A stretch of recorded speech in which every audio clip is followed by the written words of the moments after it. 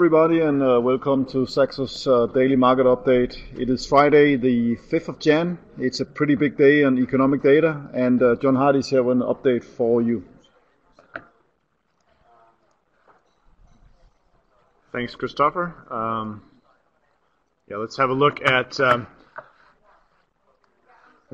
things. So we had a really strong ADP payrolls yesterday. Not seeing much of an effect on the dollar outside of dollar yen, which is sort of sprung back higher and within the range, frustrating our attempt to sell the dollar yen, and certainly justifiable if we look at the strength of the U.S. data, which tends to be most felt in dollar yen historically, and of course with the Bank of Japan's yield curve control policy, this hits dollar yen more directly. I'm really curious, with that plus 250K number we have expected today, it doesn't really matter the payrolls. It's all about these average hourly earnings. The prime thing that I think dollar traders are looking for in continuing to sell the dollar, despite some pretty strong data this week, is that the Fed expectations, they may shift to somewhat higher, but it's not going to be enough to really move the needle. And the rest of the world is going to outperform in terms of catching up and convergence with U.S. Fed's rate policy. So it'll take at least several months before we get some kind of data point that would prove otherwise. But I would just say today's average hourly earnings is a key test of that notion, and would be quite a shocker, I think, if it came in much higher than expected.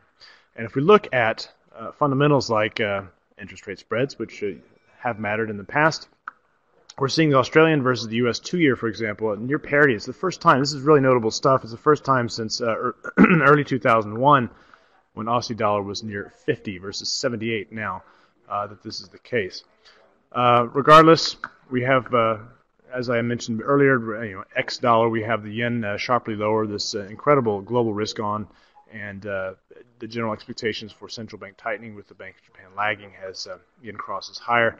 We're seeing euro yen has gone to new highs, and sterling yen also testing those highs for the cycle.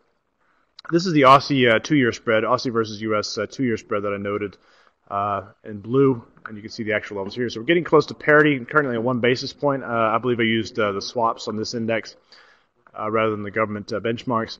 And you see how this is very roughly correlated with the action in Aussie dollar. The only point here is it's really tough to me to build a strong near-term case for Aussie dollar upside when we have this indicator going straight south. Yes, some of the commodity price developments out of China have supported the Aussie from a fundamental perspective, but we did have a very weak trade balance data point overnight. So keep an eye on if there is going to be a weak link and the dollar is to put up some kind of fight here.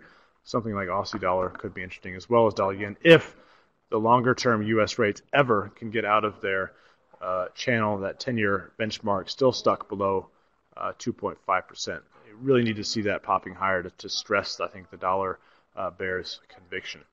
And then, of course, outside the U.S. data, we have Eurozone flash CPI today. Could be important, could be in line, we'll see. And then as mentioned, the U.S. jobs report. Payrolls, really don't care about payrolls unless, of course, it's an incredible shortfall, which is certainly not expected given where a lot of the other employment numbers have been, and after the ADP payrolls this week. But it's more about the earnings. These are really disappointed if you take the moving average of where average hourly earnings indicator is gone. Again, this plus the CPI and PCE inflation data point in the U.S. is really what the bears, U.S. dollar bears are leaning on. So a surprisingly strong figure is the interesting scenario. Something in line or certainly below expected would likely lead to euro-dollar pushing to the new highs for the cycle. And then some other minor but interesting data points in Canada, employment data as well, and then the U.S. ISM non-manufacturing index. I'll stop talking and put you back over to Peter on equities. Thank you, John. So the strong start we have seen in equities is just simply continuing. We're seeing Japanese equity markets up 1.3% again today. In general, all Asian markets, and also yesterday across the board in EM space, we were bit. So this momentum is just continuing. I think it's supported by the latest dose of macro data we have got. And as John said, we'll have a host of new data points coming out today. I think here in Europe, the traders will definitely focus on the advanced flash print in Eurozone inflation, which will be out at 10 GMT. and that have ramifications both for equity markets, but also in particular the fixed income markets. Keep in mind that German government yields are extremely low relative to all other markets. So an inflation could be that event that really triggers a repricing there, and also inflation does remain the biggest puzzle in markets today, with tight labor markets in many countries. It is a puzzle why we're not seeing more growth, and that's why also the hourly earnings when we have the non-farm payrolls later today is so important, as John said. I suspect that we'll get a beat on the non-farm payrolls, given the very strong ADP. ADP is trying, the way they model the ADP numbers, they try actually to make it a very good estimate of the non-farm payrolls 2 days later. And then later we'll wrap it off with the ISM non-manufacturing expected to be at these historical highs, supporting, I think, this very strong rally we're seeing in equities for the time being. And then in a different corner of the equity market, we had a plunge in cannabis stocks yesterday. We were down 24%, and it's not a small industry any longer. You have some pretty big firms with sizable revenue. It has been on a tier 200% up, the gain since early October last year.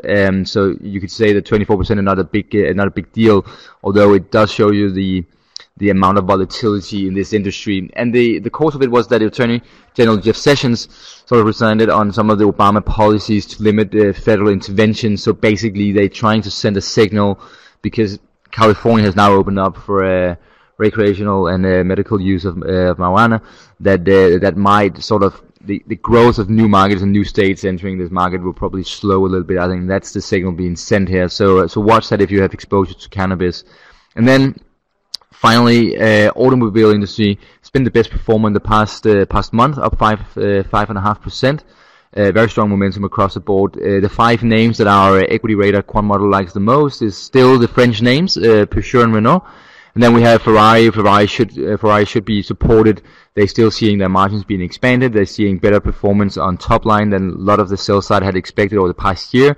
And the luxury segment in general is doing fine, also without Asia. And with the oil price higher, you're also seeing more consumption in luxury goods, including Ferraris, out of the Middle East. So that seems like a very good place to be. And Geely, the fastest growing and very high momentum stock out of Asia, specifically China. And then you have Magna International, which is more an auto component company. Those are in all 5 in the top. And just finally, just commenting on what really happening in Japan. I mentioned it yesterday, but now I took a really long chart here. It's a monthly chart. You can just see the spectacular run up in Japanese equities since Shinzo Abe here back in late 2012 announced the reflation policies, Abenomics, that is going to reinflate the economy, and it seems like it's working so far. But it's very staggering to see the performance. And with that, I'll give the word back to Chris. Thank you. Yes, thank you very much, Peter. So the main headlines for today, Eurozone CPI and of course non-farm payroll data in the US. We will be back on Monday at 8:40 CET as usual. Thank you. Have a good day.